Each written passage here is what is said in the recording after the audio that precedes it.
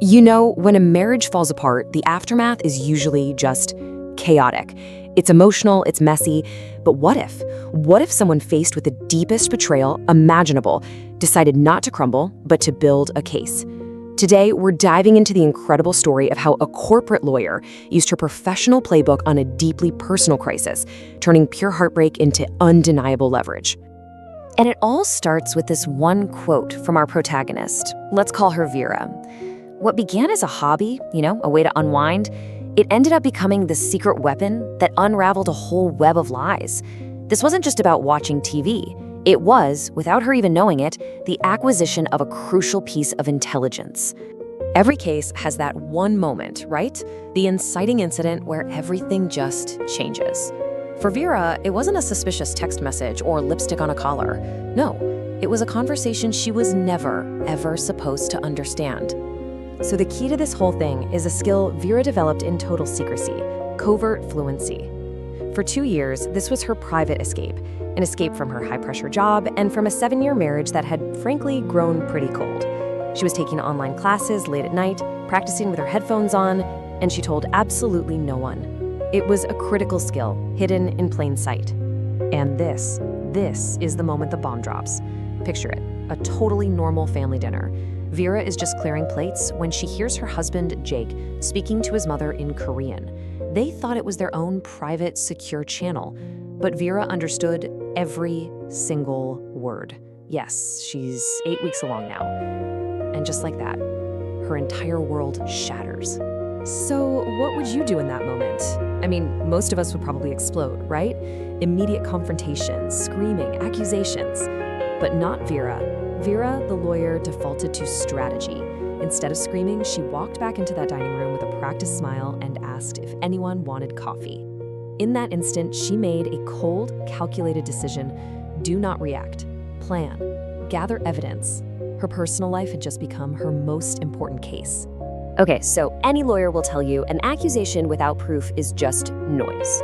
So Vera immediately launched into what any legal pro would recognize as the discovery phase, the systematic process of gathering rock-solid evidence before you ever step into a courtroom. She started methodically, just like she would with any corporate client. First, a secure, password-protected folder. Then she started logging everything. The way he suddenly angled his phone away from her, the late nights at the quote-unquote gym. Then she escalated her tactics, installing a monitoring app to clone his text messages. This wasn't just a spouse's suspicion anymore, this was systematic data collection.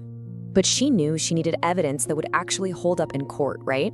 So she professionalized the whole operation.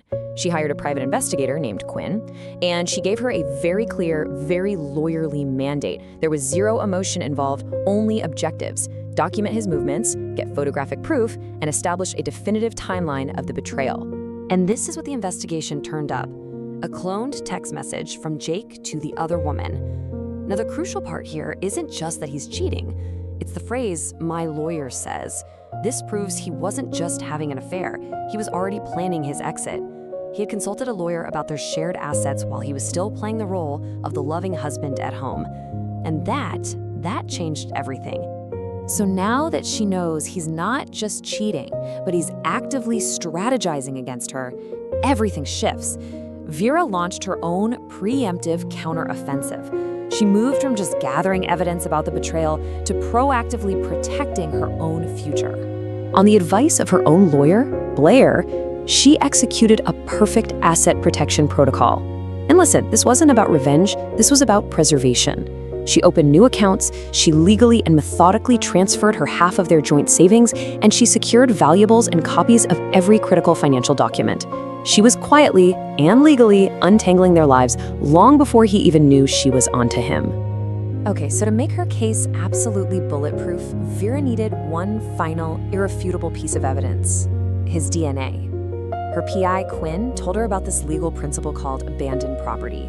So during their last nice dinner out together, Vera simply picked up Jake's used water glass after he left the table. Because it was discarded in a public place, its collection was perfectly legal. It was brilliant. 10 days later, she gets the lab report, and there it is, a cold, stark number that completely eliminated any possibility of denial, 99.9%. With this, her case wasn't just strong, it was scientifically airtight. All that emotional turmoil was now backed by undeniable fact. So, with an undeniable case built, the only thing left to do was present it. But Vera wasn't gonna have some messy, private argument. Oh no. She was gonna stage a meticulously planned reveal, almost like she was delivering a closing argument in court. The final week was executed with absolute precision. She started by subtly revealing her Korean skills at a dinner party, just to sow a little panic. Then she got the final piece of photographic evidence she needed from the PI. And finally, she set the stage, booking a Sunday lunch that nobody was ever going to forget.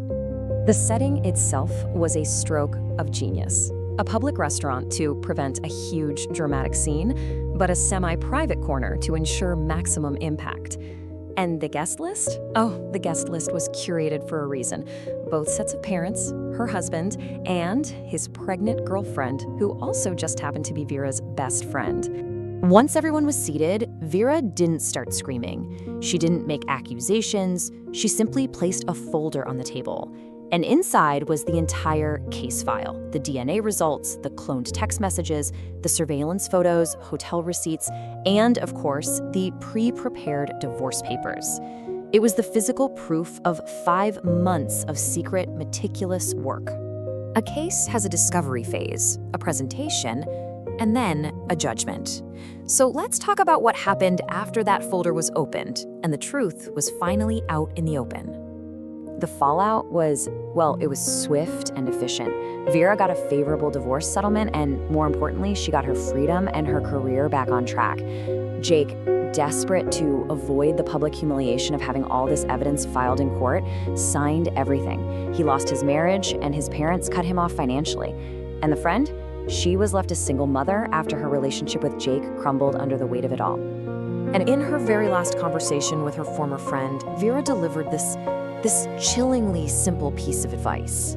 It's the core lesson she learned not just from the affair, but from her methodical investigation into it. She had to believe the evidence, no matter how painful it was. And her story doesn't end with the divorce, not at all. It ends with a new beginning. Once she was free from the constant emotional drain of her marriage, her career just took off, leading to a historic promotion. And that secret hobby of hers, it became a passion she could finally celebrate with a trip planned to the very country that started it all. Which leaves us with this one last question to think about. Vera's approach was cold, it was calculated, and it was unbelievably effective. It makes you wonder, when you're faced with that kind of deep, emotional betrayal, maybe the most powerful response isn't emotion at all, but a meticulously built case from the truth.